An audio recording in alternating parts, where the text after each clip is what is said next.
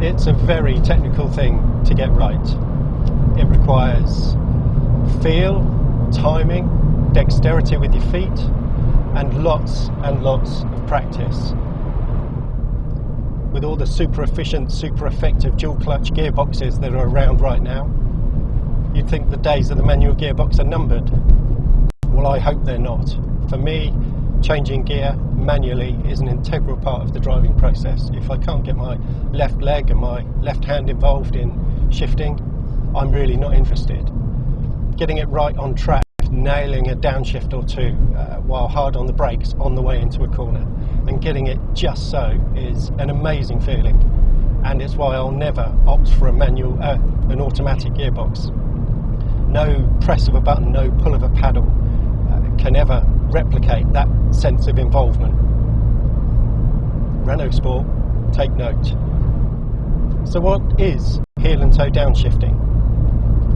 Well, very simply, it's rev matching a downshift, but while you're on the brakes, using your right foot to operate the brake and the throttle at the same time to time the downshift into the lower gear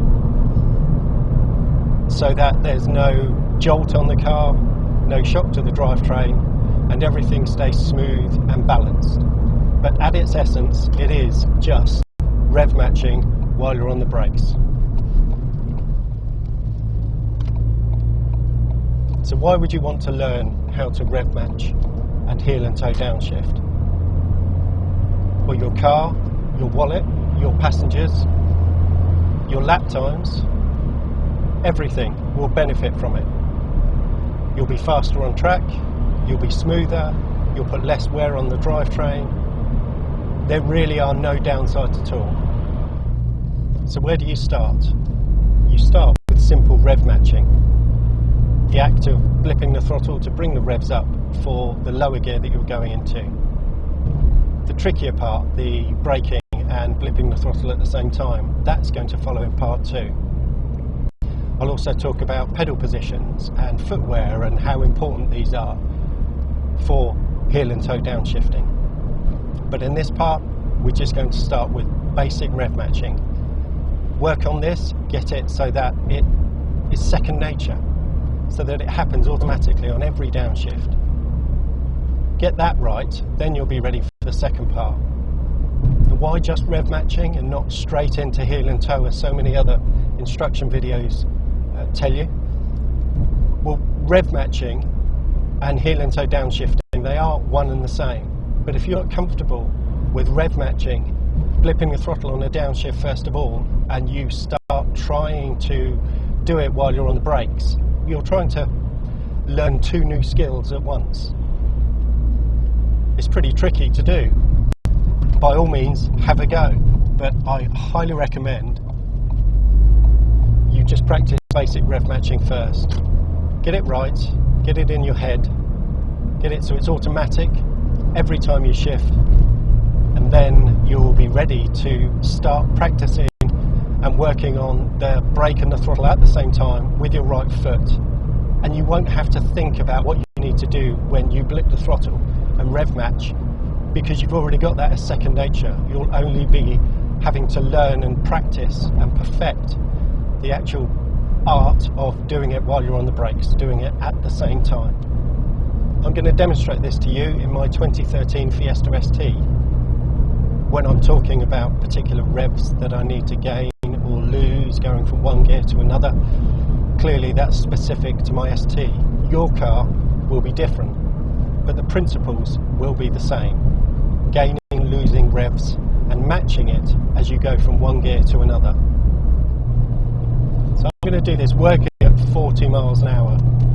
I can use 3 gears here, quite comfortably to demonstrate. I'm in second gear at the moment. 40 miles an hour is just over 4,000. If I want to change to third, I need the revs to be just under 3,000. If I want to change to fourth, I need the revs to be just over 2,000. So going up the box is easy. As you change from one gear to a higher gear, you need the revs to drop to match. And the revs drop naturally. You take your foot off the throttle in between the gear shift and the revs drop. So that's the easy part. The tricky part is blipping the throttle to raise the revs as you go down the gearbox. Now going up the gearbox, the Fiesta ST actually matches for you. I'll just demonstrate that here. So if I get down to second gear, doing 40 miles an hour, I change to third, I'm not on the throttle and it's holding revs for me. And then I bring the clutch up. Change to fourth and it's holding the revs there, and I can bring the clutch up without touching the throttle. The Fiesta rev matches for you up the gearbox. So just to demonstrate that again, I'm doing just over, well, I'm doing 30 in second gear, the revs are over 3,000. If I change to third gear, the revs drop and it holds them for me. I bring the clutch up. Fourth gear, it holds and I bring the clutch up. If I don't bring the clutch up, it holds and then drops down to tick over. There you go. So the Fiesta ST rev match is for you as you're going up the box. Some cars actually rev match for you on the way down the box. I know the Nissan 370, the new M2, they rev match as you're going down the box automatically. But if you don't have one of those and you want to rev match, you need to do it yourself. So you need to blip the throttle.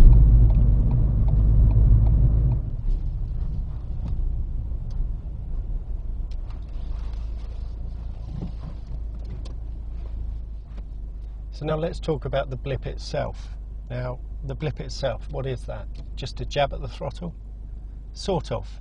You need to gain a certain amount of revs in between each gear. Now, in my car, say I'm going from fourth down to third or third down to second, I need to gain about 1,000, maybe 1,500 RPM as I'm shifting down a gear. If you've got a car normally aspirated, really sharp throttle response, you probably just need to tap the throttle and the revs will gain really, really quickly. If you've got a car like this, my 2013 ST, the throttle response is not that good. It takes a firm press to get the revs up. I mean, as an example, I can pretty much get my foot to the floor and off again and the revs barely rise. That's not very good. Look, here we go then.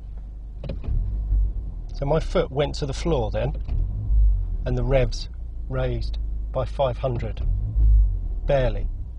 If I did that in my old Clio 172 Cup, it would have been bap, bap, bap off the limiter. So you need to practice the blip, work out what you need your car to do, what you need to do with the throttle to get the revs on your car to come up by the required amount for each downshift. So if I want 1,500 RPM from where I am, that wasn't even enough.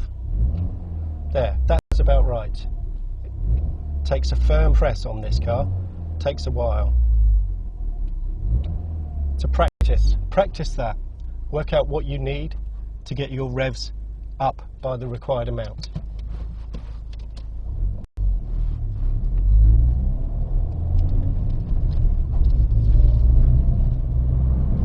So with that knowledge and that skill in hand now, what do? Well, we introduce that to the downshift. So let's talk about a downshift. Now, without a blip on the throttle, without any rev matching, what is a downshift? Well, the stages are off the throttle, on the clutch, into your lower gear, clutch up, back on the throttle. I'll do it going from fourth to third now, so I'm doing just under 40 in fourth. So I'm off the throttle, clutch, gear, clutch, back on the throttle again. But each time I brought the clutch up then, I had a jolt. I lurched forwards. If I do it now, going down into second without rev matching, yeah, it's quite a shock to the drivetrain and the car, and it's not something you want to be doing. So let's introduce the blip to a downshift now. So I'll slow it all down, but essentially I'm in fourth gear, I want to go to third, so I'm off the throttle, clutch, into gear, blip, and then bring the clutch up, and no jolt. So I'm in third gear, 2,500 RPM, about 40 miles an hour. I want to go to second, so off the throttle, clutch, into second gear, blip, and then bring the clutch up. That one wasn't very good, I'll try again. So in third gear, 40 miles an hour, 2,500 RPM, I need to get up to about 4,000. So I'm off the throttle, clutch, gear, blip, and bring the clutch up. Much smoother, no jolt. Let's demonstrate that a few more times. So fourth, third, second, third, fourth, back down again, blip, blip,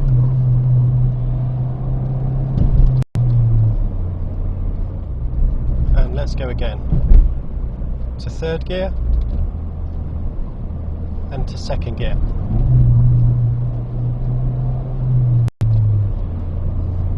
Now when you do the blip, it's going to be dependent upon your throttle response.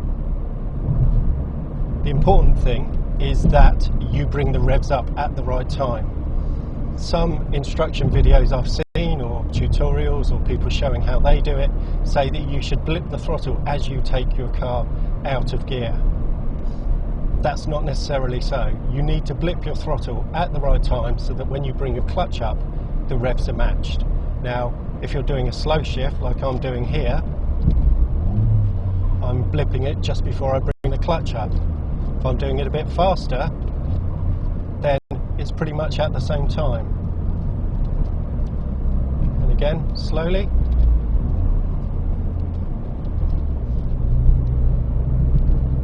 And faster.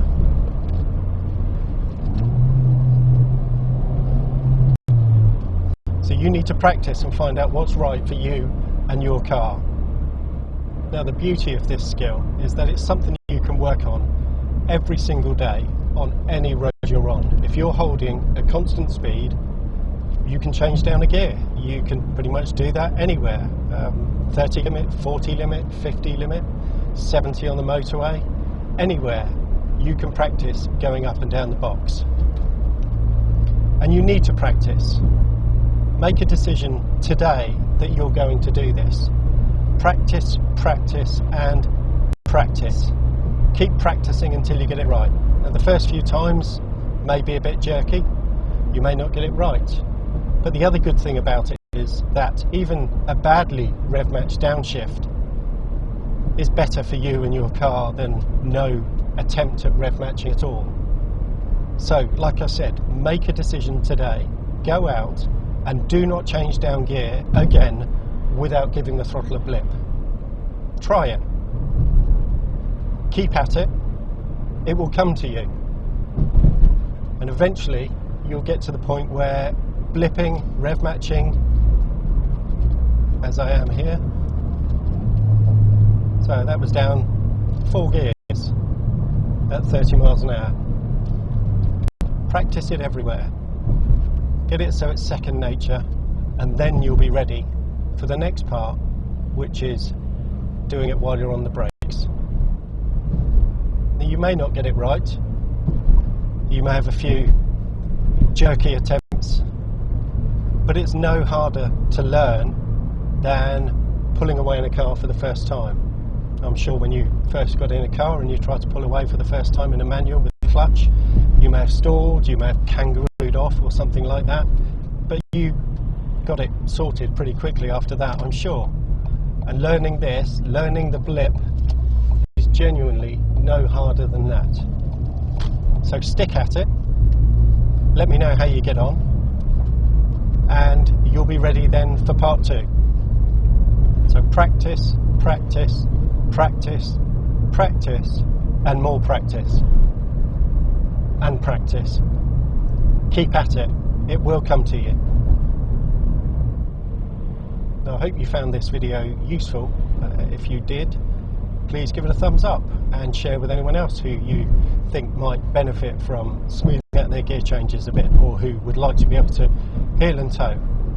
Don't forget to subscribe and turn notifications of my uploads on, so you'll find out when I finish making the second part, the heel and toe. But as always, thank you for watching. I hope to see you again soon for part 2.